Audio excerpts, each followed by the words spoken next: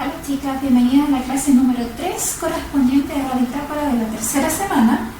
Y para esta semana vamos a estar hablando de lo que fue o de lo que se conoce como la República Conservadora, que es lo que está acá. Dicha República Conservadora parte en el año 1831 y finaliza en el año 1861. Se conoce como República Conservadora porque el partido que gobernaba en aquella época, o aquel partido que tenía como la mayoría del poder concentrado dentro de su facción política, era el Partido Conservador, y por tanto por esa razón se conoce bajo el nombre de República Conservadora. Ahora, la imagen que está acá al fondo ya la habíamos visto en un PowerPoint anterior, y esta hace relación directamente con lo que ya es la construcción de la idea de república. Pasamos este periodo de desorden que hubo y comienza a darse vida, comienza a conformarse propiamente tal la república con todas sus características. ¿Sí? Bueno, ¿cuáles son los antecedentes? Recuerden siempre que antecedentes quiere decir antes, y las consecuencias son después, ¿ya? ¿Qué es lo que tenemos antes de que se cree lo que es la República Conservadora? Primeramente tuvimos todo lo que fue el proceso de independencia.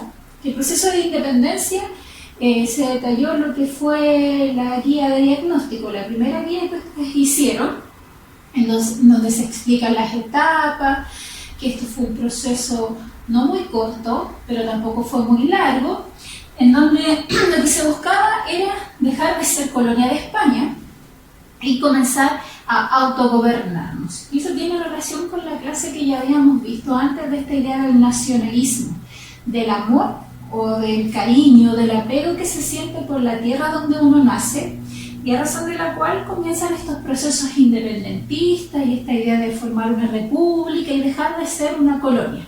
¿Ya? Eso es primeramente.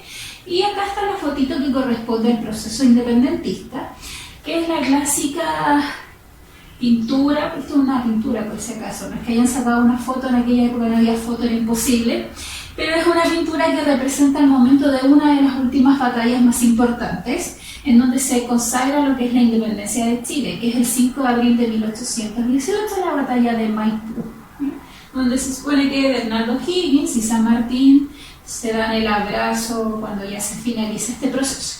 Ahora se menciona, se comenta que este abrazo nunca ocurrió, que no fue de tal manera como se relata. Ya por ahí han salido algunos historiadores mencionando eso. Pero lo que nos importa es entender que se finaliza el proceso de la independencia. ¿Y qué ocurre?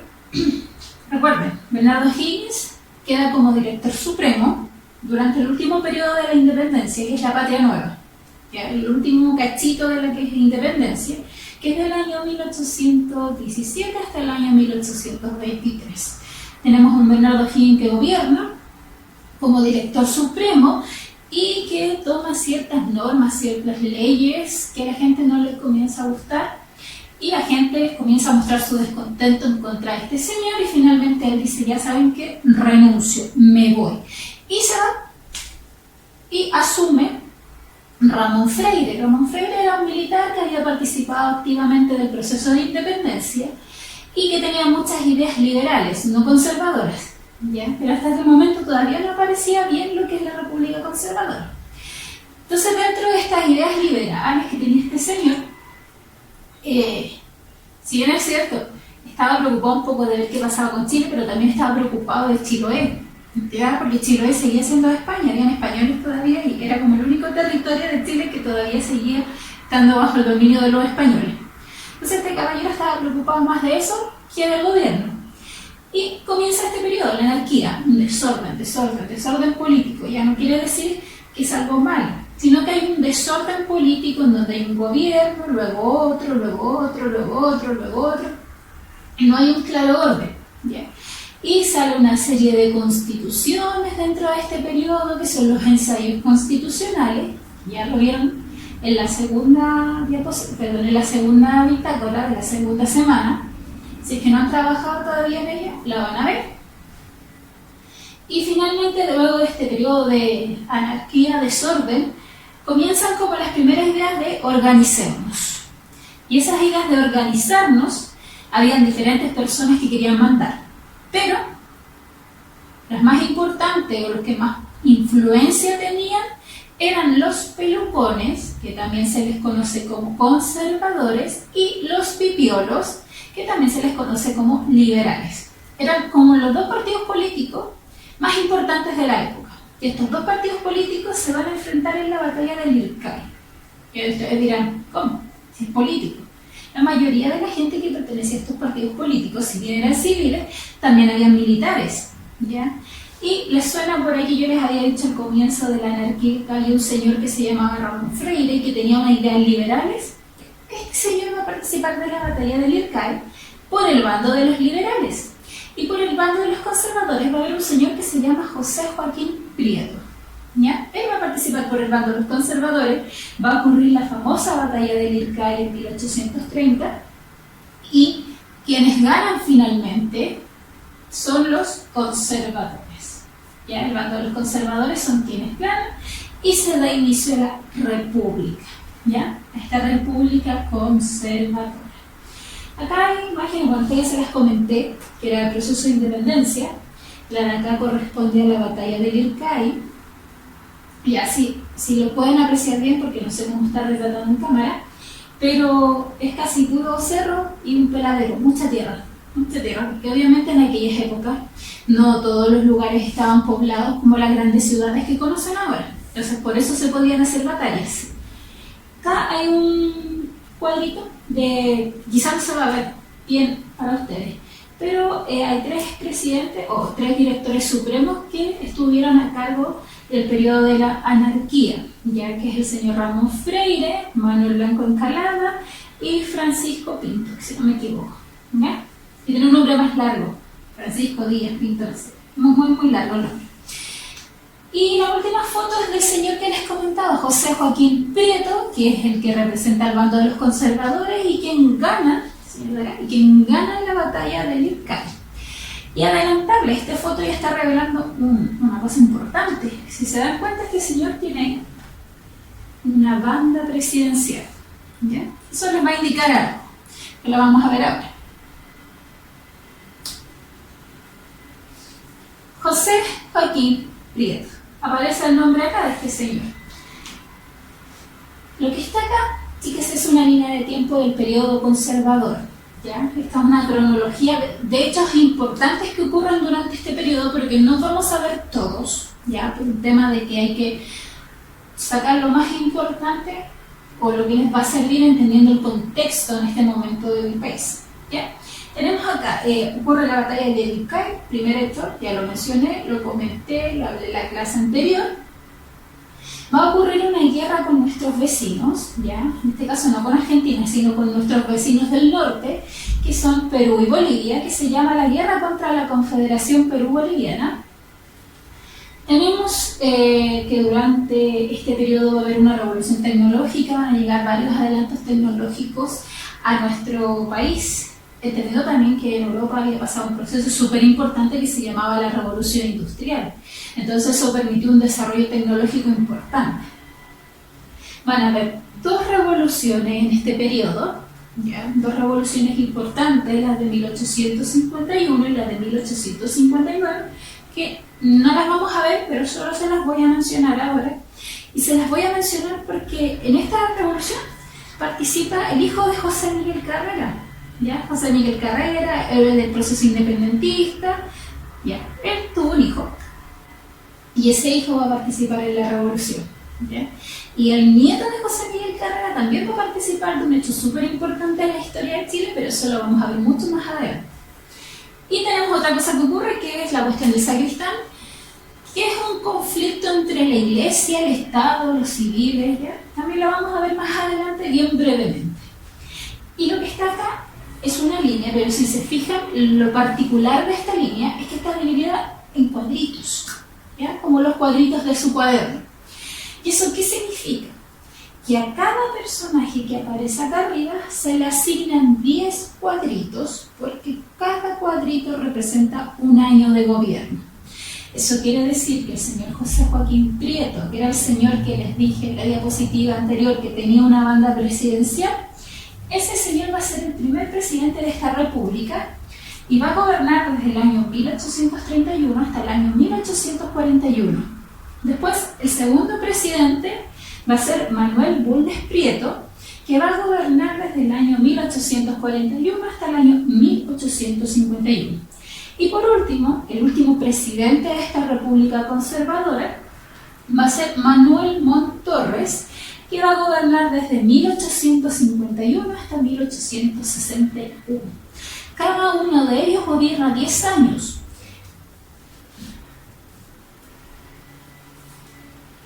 ¿Ya?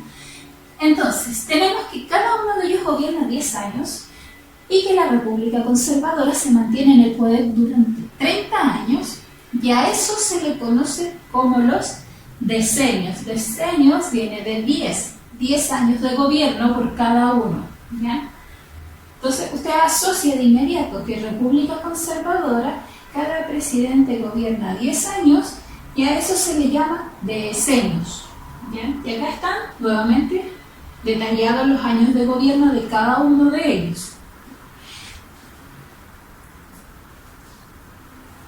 Y acá están los presidentes con fotitos, ¿ya? Para que puedan reconocerlos. Importante, ¿ya? Ustedes dirán, ¿pero por qué gobernaban 10 años? El presidente actual solo gobierna 4 años. Y es porque la constitución de aquella época permitía que los presidentes pudieran gobernar 5 años. Pero podían ser reelectos de inmediato.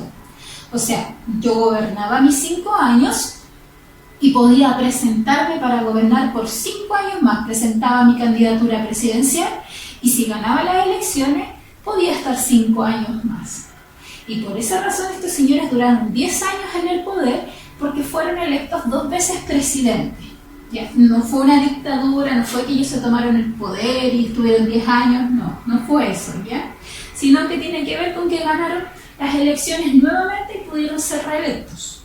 En la actualidad eso no se puede porque la Constitución dice que un presidente gobierna su periodo, que en este caso es de 4 años, y no puede ser reelecto de inmediato, sino que tiene que esperar un mandato nuevo, pero terminando ese mandato nuevo se puede volver a presentar. Y es por esa razón que tenemos 2 veces a Michelle Bachelet como presidenta y 2 veces a Sebastián Piñera como presidente. ¿Bien? Entonces, volvamos acá. República Conservadora. Los presidentes son 3, cada uno 10 años en el poder. ¿Cómo se llaman estos señores? José Joaquín Prieto, Manuel Bulnes Prieto, Manuel Montt Torres. ¿Bien?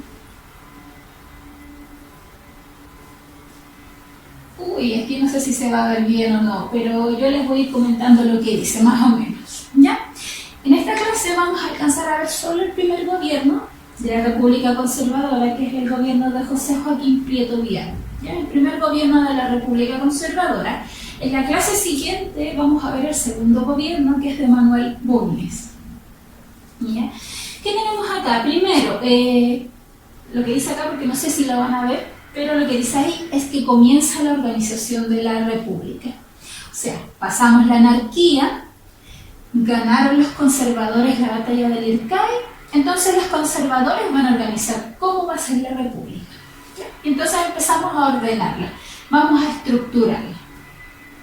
Tenemos un presidente que va a ser el que está a la cabeza del poder político y administrativo, y este presidente va a empezar a ordenar. Vamos a tener tales ministros, vamos a hacer elecciones, etc. Lo otro importante, se ordenan las finanzas del país. Recuerden que habíamos pasado un proceso complejo con la independencia, se gastó mucho dinero. Posteriormente, terminaba el proceso de independencia, hubo que organizarse y Chile comenzó a tener una economía estable. Estable porque empezamos a exportar trigo a los mercados de Australia y California, que eso ya lo habíamos visto en la clase anterior. Y lo que se decía hacer es decir, ok, como estamos bien económicamente, entonces ordenemos nuestras finanzas y vamos a abrir más centros de comercio. ¿Cuáles van a ser esos centros de comercio? Por ejemplo, la venta del estanco, el negocio del estanco, que era vender tabaco, vino, naipes, ese tipo de cosas. Y ordenemos actividades mineras, comencemos a extraer minerales de la tierra.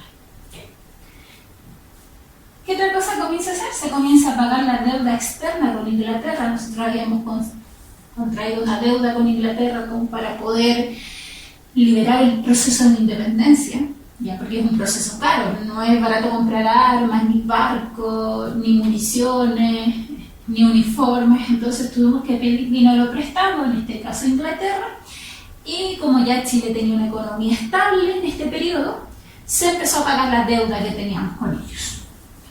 Y otra cosa que es sumamente importante, ya que yo en la bitácora les puse unos videos que son bien cortitos, ¿ya? Duran como 1 minuto, donde les explican lo de Chañarcillo.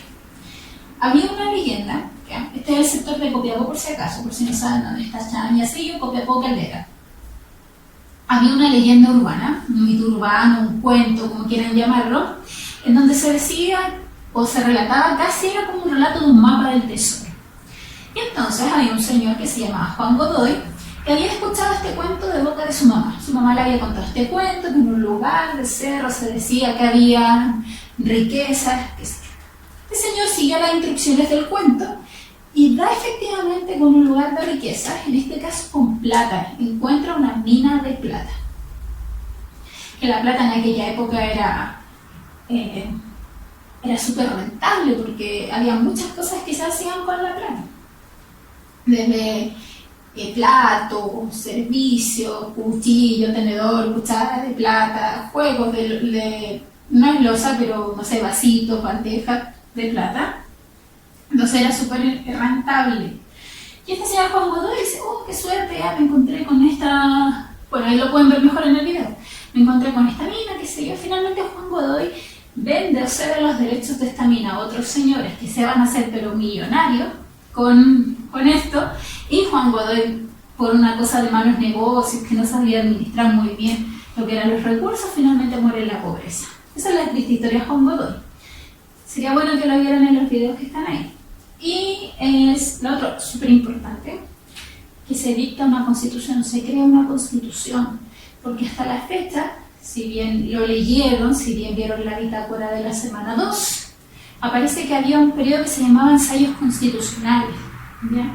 Que son constituciones propiamente tal, pero es como veamos cuál nos funciona mejor y la aplicamos. Pero acá con la Constitución de 1833 ya no es veamos si funciona, es esta la que va a funcionar y se va a mantener vigente hasta 1925, o sea, va a durar muchos años, por eso es tan importante, ¿ya? Y acá, chicas, mencionarles que esta es una estatua que está en Copiapó, que es en honor al señor Juan Godoy, descubridor de la mina de plata de Chañarcillo.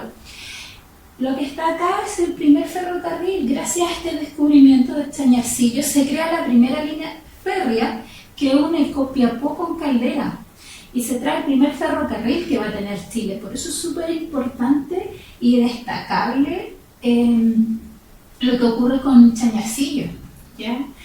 Es súper relevante para Chile, es casi un adelanto tecnológico de la época, ¿ya? Para Chile, porque en Europa ya hace rato que tenían hartos ferrocarriles por el tema de la revolución industrial. Y por último, la Constitución de 1833, que está como la portada de cómo era la Constitución en aquella época.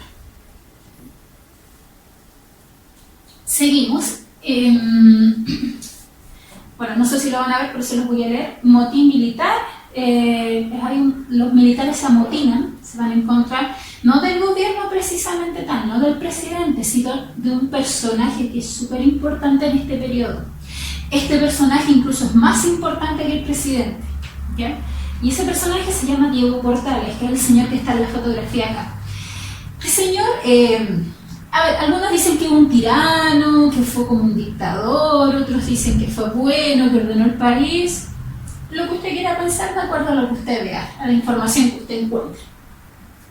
Pero había un grupo de militares que lo odiaba finalmente porque creía que este tipo era un tirano, y lo que hacen es tomarlo, llevárselo preso y asesinarlo, ¿ya? Entonces ese es como uno de los puntitos, pero eso lo voy a detallar más adelante. Lo que está aquí es como un resumen de todo lo que ocurre durante el primer gobierno. Ocurre la guerra de la Confederación Perú-Boliviana. Este es el primer como enfrentamiento importante con países vecinos que va a tener Chile, porque el enfrentamiento que tuvimos antes fue con España, pero para dejar de ser colonia. Dejamos de ser colonia y como república vamos a tener la primera guerra importante con nuestros países vecinos, con nuestros vecinos del norte. Comienza la preocupación por el desarrollo de la educación en Chile, ya que esto va a ser un tema súper importante y muy relevante. La tasa de gente que no sabía leer y escribir y de los niños trabajadores de la época era pero gigantesca. Ya que la mayoría de los niños, en vez de ir al colegio, prefería ir a trabajar porque ayudaba mucho más en la casa trayendo dinero que estudiando. Y acá el gobierno va a decir no. Si queremos surgir como país, la cosa más importante es la educación. Y va a iniciar todo un plan o todo un programa educativo. ¿Ya? Eso lo vamos a ver también más adelante. No en esta clase, sino en las que siguen. Y favoreció la importación de maquinarias, libros e instrumental científico. Recuerden, Europa, plena revolución industrial, desarrollando máquinas, tecnología. Entonces Chile, como no le gusta hacer menos, dice, qué interesante lo que están haciendo en Europa, entonces traigamos todas esas cosas a Chile. Traigamos científicos para que estudien en nuestro país, traigamos elementos, traigamos teléfonos, traigamos telégrafos, traigamos todo lo que pillemos allá, traigámoslos para Chile. ¿Ya? Así que va a haber como por parte del gobierno, del Estado, del presidente y de Diego Portales, va a haber un interés por desarrollar tanto la educación como por traer cosas científicas, traer científicos o traer instrumentos que nos permitan desarrollar esa área. Porque Chile estaba muy atrás mano en cuanto a lo que tenía que ver con tecnología.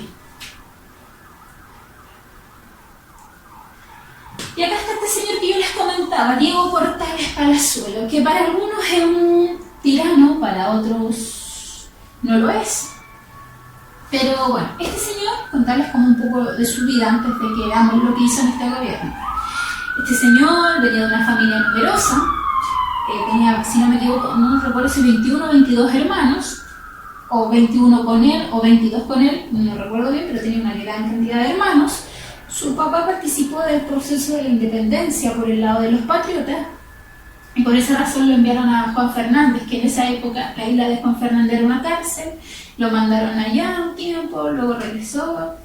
Y Diego Portales se dedicaba al negocio del estanco, que era este negocio donde traían naipes, portaban tabaco, todas estas cosas, vino, eso se dedicaba él. ¿Bien?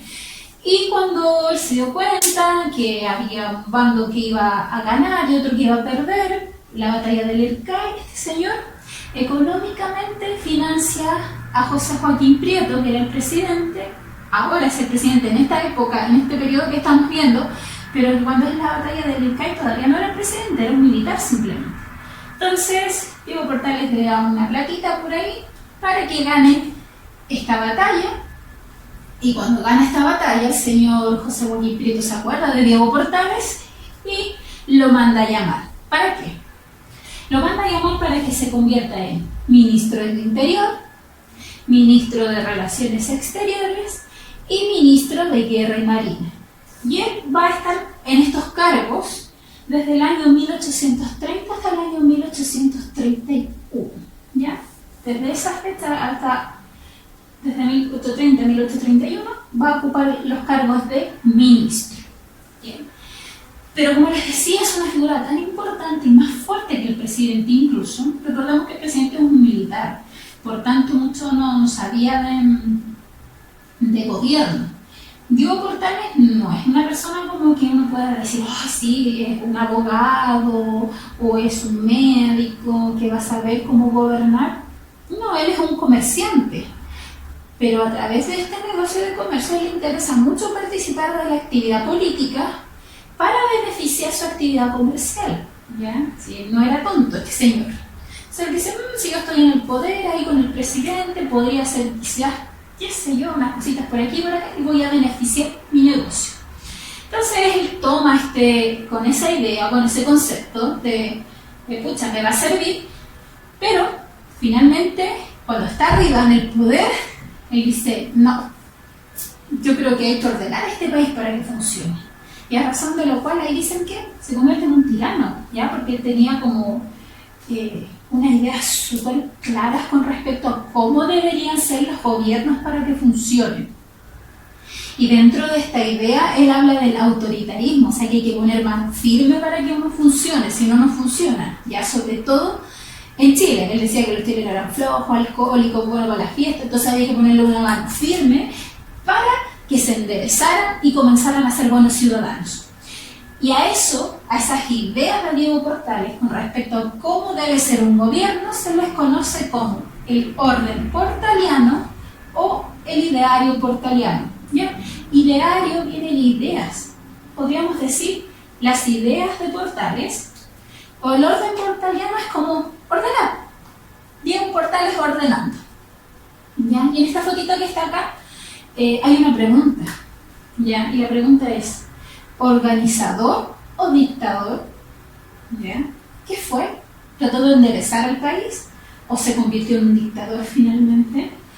Y lo que él señalaba dentro de sus ideas, ya que eran bien grandes, bien profundas, pero como para que se pueda entender a simple manera.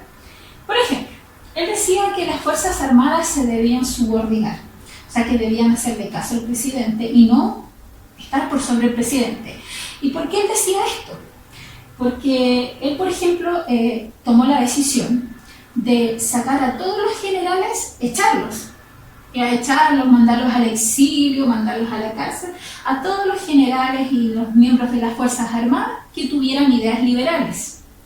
Recuerden que está al mando la República Conservadora y que la oposición de los conservadores son los liberales. Entonces Diego Portales dice: no quiero más liberales en el ejército, porque eso significa que se podrían levantar en contra del gobierno y hacer un golpe de Estado, por ejemplo. Entonces él dijo: no, le cortamos cabezas, todos para afuera. Y los echó. Luego su segunda idea importante es el orden. Hay que poner un orden, hay que estructurar. ¿Ya? Y la otra parte importante, que esta no la voy a mencionar mucho, pero sí el autoritarismo. Y que es una corriente súper fuerte que se da en aquella época, que quiere decir que alguien manda con mano firme y dura.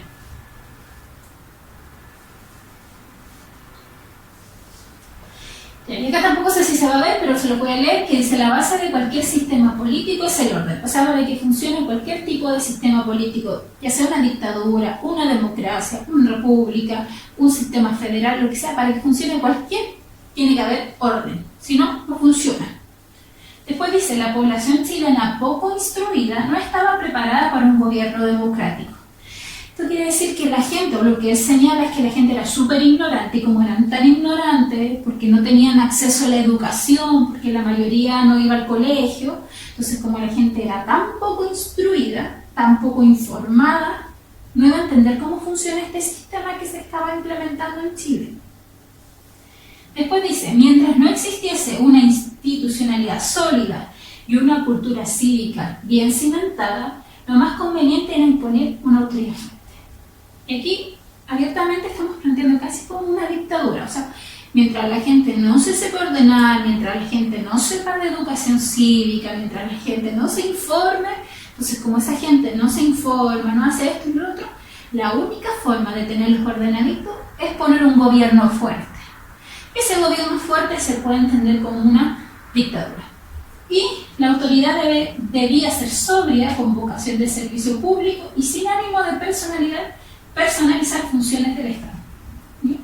Y esto, en simples palabras, es que una persona debiese estar no por el dinero que va a ganar en ese cargo, sino que porque tiene vocación para ejercer ese cargo. ¿Ya? Eso es lo que plantea acá. Y que no deben usar su poder para tener beneficios. O sea, no porque yo sea presidenta voy a publicar una serie de leyes, por ejemplo, que me beneficien a mí. No debe ser así. Si yo voy a ser presidenta, yo voy a publicar una serie de leyes que beneficien al resto. Y eso es lo que trata Diego Portales en esta idea. Que mucho no se cumple, y no solo en el caso de Chile, sino en el caso de varios países que no se cumple esto. Y la fotito que está allá corresponde a un historiador súper importante, muy conocido, se llama Gabriel Salazar.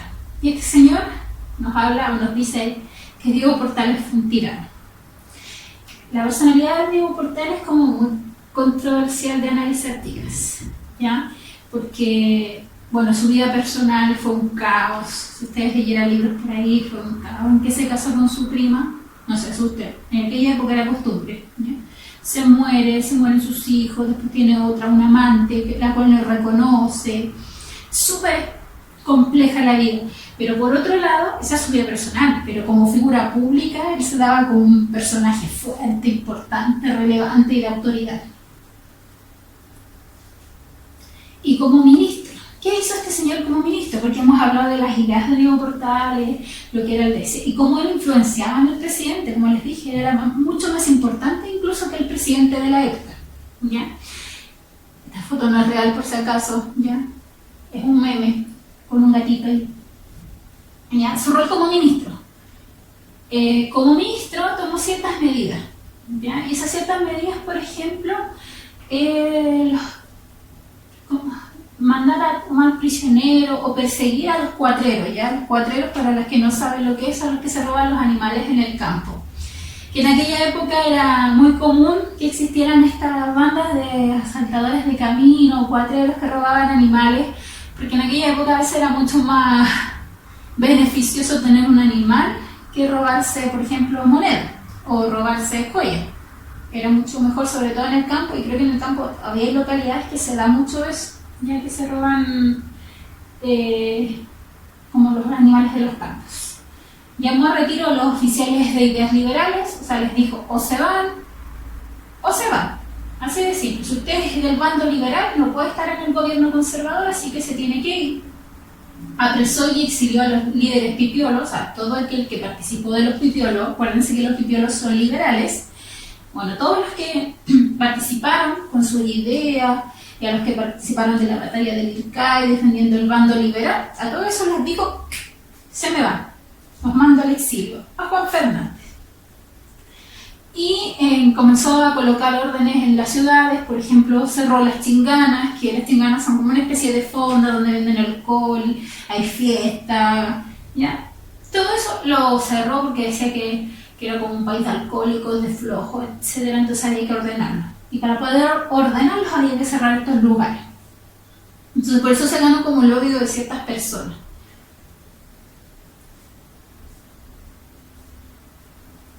Y pasamos a la Constitución de 1833, ¿ya? No es que dejemos de lado a Diego Portales, si se fijan acá vuelvo a decir Diego Portales, pero dice Diego Portales, Mariano Gaña. ¿Quién es Mariano Gaña? El señor que está aquí, el fotito, el gordito, rechonchito.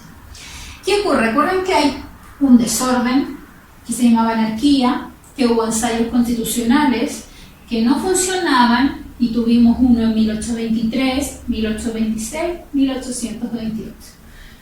Como no funcionaban, dijeron no, hay que establecer una constitución. Y se crea la Constitución de 1833, la cual redacta este señor que era abogado, Mariano Gaña, redacta esta constitución, la escribe, dice artículo 1, dice esto, artículo 2, tan. Pero ¿de dónde saca las ideas que van a ir en esa constitución? De Diego Portales, ¿ya? Dijo, saca esas ideas de autoritarismo, ya donde el presidente tiene mayores facultades, las saca de Diego Portales y las plasma en esta constitución. Y esta constitución se va a mantener mucho tiempo, como les dije anteriormente, hasta 1925, o sea, bastante tiempo. ¿Qué decía esta constitución? Primeramente, cuando hablamos de carácter general, esta tablita está en su bitácora, ¿ya? Cuando hablamos de carácter general, es como las instrucciones más básicas, las más simples. Y dice que Chile va a ser un estado unitario. Lo que es unitario, debieron haberlo hecho en la actividad anterior, ¿ya? Unitario es un gobierno central, misma ley para todo el país, ¿ya? Así que Chile tiene un gobierno central y tiene la misma ley que se aplica a todo el país. El tipo de gobierno va a ser una república, ¿ya? No vamos a hacer un estado federal, vamos a hacer una república. El voto debe ser censitario. Censitario quiere decir que solo algunos van a poder votar. Y en este caso, como para resumirlo, solo hombres que supieran leer y escribir, que tuvieran un terreno, que tuvieran dinero. Si usted no cumplía con eso, no podía votar. Y establece que la religión oficial es la religión católica. ¿Bien? Y luego, por si no conocen nuestra Constitución, ahí aparecen los derechos y deberes de los ciudadanos, pero también aparecen las funciones de los presidentes, de los diputados, de los senadores y los requisitos para hacer, ¿ya? Y en este caso la Constitución de 1833, ¿qué decía con respecto al presidente? Decía que se permite la reelección de inmediata. O sea, termina su gobierno y si la gente vuelve a votar por él, vuelve a gobernar 5 años más. Y ahí lo dice, la duración del cargo, 5 años. Ejercicio del patronato sobre la iglesia, que es como la administración de las tierras de la iglesia. O sea, como que el Estado le puede decir, toma iglesia, le regalo este terreno, pero usted a cambio me tiene que pagar un diezmo, ¿ya? Veto de leyes que aprobaba el Congreso. El presidente podía vetar, que quiere decir, podían no rechazar, pero sí poder decir, no, esa ley no me gusta, vuelvan a hacerla. O esta ley que van a publicar, yo quiero cambiarle esto y hay que hacerlo como yo digo, ¿ya? Designa las autoridades judiciales, designa a los ministros de la Corte Suprema, de los tribunales de justicia, que eso lo sigue haciendo hasta el día de hoy. Y tenía facultades extraordinarias. Esto quiere decir que el presidente tenía mucho poder según esta Constitución. ¿Bien? El actual está como repartido. ¿Bien? Pero acá el presidente era como, aquí yo mando yo. El poder legislativo, que es el Congreso. ¿Ya? Esto no ha cambiado mucho. Esto hasta el día de hoy el Congreso lo sigue haciendo, que es que discuten y aprueban leyes, que aprueban el presupuesto de la nación. O sea, lo que hace aquí, ahora ya eso no lo hace, no sé si no lo hacen o no, pero es como un poquito más complejo, pero se los voy a explicar cómo era el de la época. De la época el presidente decía, necesito para este año, para poder gobernar, 1.000 millones de pesos. Y el Congreso le decía si sí o si no a ese dinero que necesitaba. Ahora, si el Congreso le decía que no, se aprobaba el mismo presupuesto del año anterior. ¿Ya? Si el año anterior le habían aprobado 80 millones y ahora el Congreso le decía que no, entonces el presidente tenía que aprobar el del año anterior, que eran 80 millones, no los 100.000 millones que él quería. No sé, ¿ya? Y someten a juicio a los ministros. Si esto todavía se hace, de hecho ahí tuvo una interpelación con el ministro Chadwick por cosas que se consideraron inconstitucional o fuera de la Constitución. ¿Okay? Y el Poder Judicial sigue haciendo lo mismo, que es administrar la justicia y están dirigidos por la Corte Suprema. Eso sí, exactamente igual, no ha cambiado.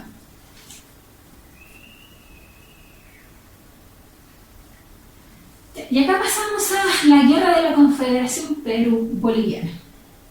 Esta guerra es una de las primeras en contra de nuestros países, ¿ya? Pero acá es importante que la guerra como que en sí la inicia Chile, pero no es un tanto complejo. Bueno, perdón, ¿qué tenemos acá? La guerra de la Confederación dura desde el año 1836 hasta el año 1839. ¿Ya? Esto se llama Confederación a la unión que hace Perú y Bolivia. Perú y Bolivia se unen en un acuerdo, en un tratado, ¿ya? Y conforman esta unión de dos países. ¿Ya? Se unen estos dos países. ¿Quién estaba gobernando cuando ocurre esta guerra? José Joaquín Prieto. Pero ¿quién era ministro de José Joaquín Prieto? ¿Ya? Porque si bien es cierto, estuvo de 1830 hasta 1831, para esta época Portales vuelve a ser ministro porque el presidente le pidió que por favor volviera a ser ministro. Y Portales vuelve a ser ministro, por tanto, gobernaba José Joaquín Prieto, pero con Diego Portales como ministro. Y Diego Portales desde hace mucho rato se había dado cuenta que era muy malo que Perú y Bolivia se unieran, ¿ya? Porque él decía que algo tramaban en contra de Chile, que le parecía muy raro, ¿ya? Y entonces lo que hace Portales como ministro, recuerden que tenía un carácter súper fuerte, él quería tener todo ordenadito, va y le dice al presidente de Bolivia, que era el general Andrés Santa Cruz, que desarme esta confederación. Y él le dice, desarme, reconozca, porque aquí, no sé si lo van a ver, pero se lo leo. Dice, la disolución de la confederación. Portales le exige que la desarme. Además, le exige que reconozca la deuda que tiene Perú con Chile. Y ustedes dirán, pero si es el presidente de Bolivia y ahora está hablando de Perú. Porque este señor, aparte de ser el presidente de Bolivia, va a ser como el representante de la Confederación. ¿Ya? Va a ser el representante de estos dos países. Entonces, por eso Diego Portales le pide que Perú reconozca la deuda que tiene con Chile. ¿Cuál deuda? Dirán ustedes. ¿Se acuerdan que Bernardo Higgins, cuando era director supremo, sube los impuestos para comprar unos barcos e ir a liberar a Perú de los españoles? Eso no era gratis. Bernardo Higgins le dijo, cuando ustedes ya sean libres, nos pagan todo el gasto que hizo Chile en la compra de sus barcos. Y Perú en esa época dijo, sí, ok, lo vamos a hacer. Pero desde esa época hasta ahora, dice, ¿y qué pasa con la plata que nos deben? Entonces por eso, Portales le decía que reconocieran que tenían una deuda, porque ellos decían, no, ¿cuál deuda? No hay ninguna deuda, no firmamos ningún papel. Y por último, les pedía garantías comerciales para exportar el trigo chileno. ¿Y por qué pedía garantías? Porque en aquella época el puerto de Valparaíso no era el puerto más importante que estaba por el lado del Océano Pacífico. El puerto más importante y con más actividad económica era el puerto del Callao, que estaba en el Perú. Entonces, por esa razón, Chile como que se sentía en desventaja a la hora de exportar productos, porque el puerto de Valparaíso no era tan importante como el puerto de Perú, y Perú también exportaba trigo. Entonces, había como una competencia, una rivalidad. Y Diego Portales le dice, ya, esa mala onda, y llegamos a un acuerdo.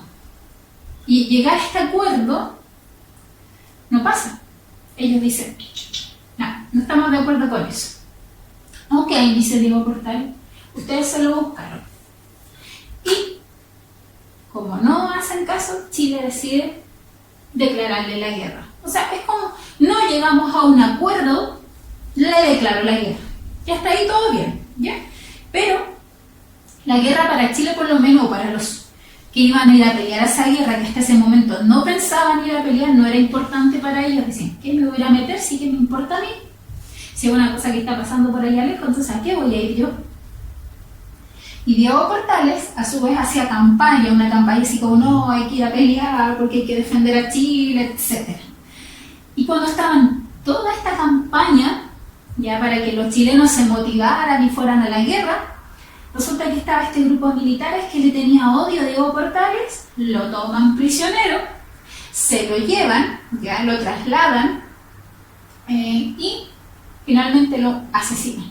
¿Ya? Le disparan, como no muere, lo terminan matando con bayoneta. Ya, bayoneta es la parte de delante de un, bueno, no sé si una escopeta, pero un fusil, ya que es como una especie de cuchillito así más o menos de este tamaño. Y con eso lo terminan de rematar. Creo que le dan como 35 bayonetazos. ¿Ya? Y a razón de ese asesinato, ya que toda la gente, a pesar de que había mucha gente que le tenía mala, no sé si se han fijado que cuando alguien se muere siempre fue bueno aunque haya hecho muchas cosas malas. Bueno, pues este fue el caso de Diego Portales. Diego Portales es asesinado, su cuerpo es repartido y quedó como carne molida el pobre cuerpo de Diego Portales. Y la gente dice, oh, qué terrible lo que le pasó. Y este señor decía que fuéramos a la guerra, entonces como en su memoria, en su honor, nos vamos a la guerra. Y se fueron a pelear a la guerra. Y en ese escenario desaparece ya Diego Portales, o sea, queda la memoria, todos se acuerdan del ministro, qué sé yo, pero ahora es más importante la guerra. Y la guerra parte por tres causas importantes, quizá hay más, pero las más importantes son, primeramente, que el general Andrés Santa Cruz lo que quería hacer era reconstruir el imperio incaico. Y esto va a sonar mucho a Simón Bolívar y la Gran Colombia, esto de unir varios países en uno solo, ¿ya? Y conformar una gran nación. Lo mismo quiere hacer este señor y quiere conformar el imperio incaico. Y los incas, ¿ya? Tuvieron un gran imperio que incluso parte desde Colombia. O sea, los incas estuvieron desde Colombia, Ecuador, Perú, Bolivia y Chile. O sea, lo que quería hacer este señor era, al igual que Simón Bolívar, unificar en una sola gran nación. ¿Cuál era el problema? Que a Chile no le interesaba eso, porque Chile quería destacar por sí mismo, no quería estar en colaboración con otros países. Entonces ahí comienza esta rivalidad. La segunda causa es que Perú no quiere reconocer la deuda y tampoco quiere pagar la deuda que adquirió con nosotros cuando los ayudamos con el proceso de independencia y la compra de los barquitos. Y la otra, que ya se los había explicado, es la rivalidad que existe entre el puerto de Valparaíso, que en esa época no era tan importante, versus el puerto del Callao en el Perú, que ese era el puerto más importante del Océano Pacífico. ¿Ya? Si se dan cuenta, o si uno analiza en estos años, en realidad era una tontera por la que estaban peleando. Pero así son todas las guerras, parten por una razón, uno después con el tiempo las analiza y son razones bastante absurdas. Y tienen que ver un poco con el tema del nacionalismo como un método de expansión. ¿Se acuerdan de eso? Que es cuando tengo mi país, pero quiero más, quiero extenderme. Y ahí empiezan estos problemas. Por tener más poder, más territorio, más riqueza, y no conformarme con lo que ya tengo y lo que puedo desarrollar dentro de mi propio país. Luego, viene el desarrollo de la guerra. ¿Ya? En el desarrollo de la guerra, primeramente, una primera oportunidad se manda a Mariano Egaña. Mariano Egaña, el gordito que hizo la Constitución de 1833, abogado, lo mandan a conversar. ¿Ya? Usted vaya ahí como enviado a hablar con el señor Santa Cruz a ver si lo puede convencer. Y este señor va a hablar, pero finalmente no va a conseguir nada, ¿ya? Y entre que él va a hablar, matan a Diego Portales, ¿ya? Entonces finalmente no se consigue mucho. Y comenzamos con... A ver, esta guerra dura desde el 36 hasta el 39, dura bastantes años, pero se divide en diferentes etapas, ¿ya? O diferentes expediciones. Hay una primera expedición, que expedición quiere decir que yo voy con mis tropas al lugar. Y esta primera expedición va a cargo de Manuel Blanco Encalada. Manuel Blanco Encalada, militar, y fue parte de los directores supremos que tuvo Chile durante el proceso de anarquía. Ya fue uno de los tantos que estuvo ahí. Este señor va a hablar con Andrés de Santa Cruz, el representante de la Confederación Perú-Boliviana, y firma un tratado que se llama el Tratado de Pacaupata. Pero él lo firma y acá en Chile el presidente rechaza ese tratado. ¿Por qué? ¿Qué decía ese tratado? Primero, Chile tenía que devolver todos los barcos que le había robado Perú, porque en esto que había empezado la guerra, ahí Chile sacó su lado medio flight y fue a robarse los barcos de los peruanos. Entonces acá el tratado decía que Chile iba a devolver esos barcos, que el ejército chileno tenía que salir del territorio de Bolivia, el territorio peruano, que Perú iba a reconocer la deuda, Perú iba a decir, sí, es verdad, tengo una deuda con Chile, pero no la iba a pagar, y que Chile tenía que reconocer la existencia de la Confederación, tenía que reconocer que Perú y Bolivia se habían unido. Entonces, este tratado sí lo firma Manuel Blanco Encalada, pero acá el gobierno de Chile lo rechaza, le dice, no, te mandamos a dialogar con ellos, a conseguir cosas para Chile, pero mira lo que firmaste. Entonces dice, no hay acuerdo y seguimos con la guerra. Y en una segunda patita de la guerra, una segunda expedición, ahí. En esta segunda expedición dice, Manuel Blanco Encalada no nos sirve, vamos a mandar a otro señor que está en la fotito de acá, ¿ya? Vamos a mandar a Manuel Bulnes. Y este nombre les va a sonar, recuerden, Manuel Bulnes.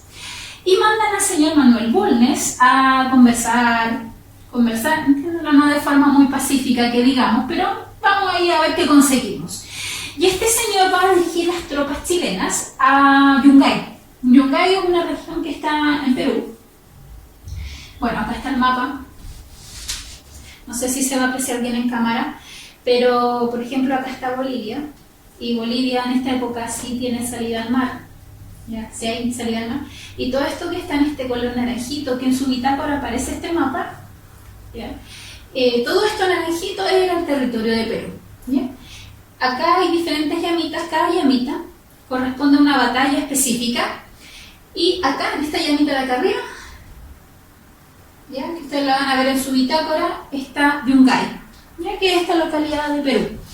Y esta localidad de Perú ocurre la famosa batalla de Yungay, que es el 20 de enero de 1839, que es súper importante esta batalla. Y en esta batalla Manuel Bulnes logra, con las tropas chilenas, ya recuerden, tropas chilenas que en un inicio eran poquitas, matan a Portales, se suma mucha gente, entonces el ejército creció, va este señor Manuel Bulnes y aniquila a la Confederación Perú-Boliviana en esta última batalla, ¿ya? En la batalla de Yungay, la más importante. Y en esta batalla de Yungay, ya que esto probablemente no lo van a ver, pero no está en su bitácora, la batalla de Yungay ocurre el 20 de enero de 1839 y esto es,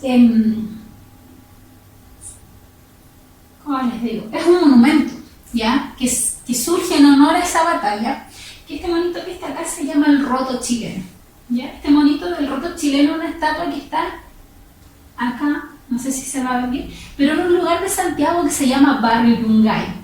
Y este barrio Yungay se crea como en conmemoración de esto, nace en conmemoración de esta batalla que fue súper importante, porque si bien es cierto, se sumó mucha gente después del asesinato de Portales, esa gente no eran militares entrenados, era gente pobre. Entonces por eso dicen que es la batalla del roto chileno, porque gente rota, gente pobre fue la que ganó esta batalla.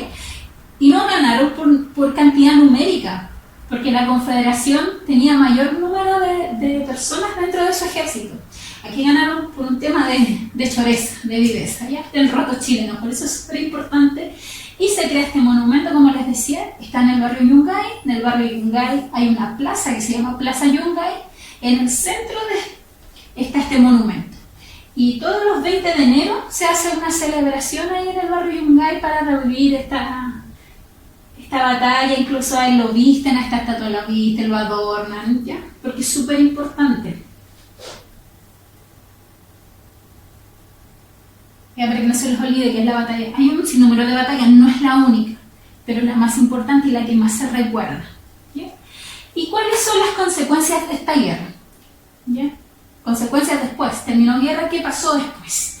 Primero, crece el sentimiento nacionalista. La gente dice, chuta, o sea, somos bacanes porque ganamos una guerra. Típica del chileno, el ganador, ahí ganamos, sí, ya.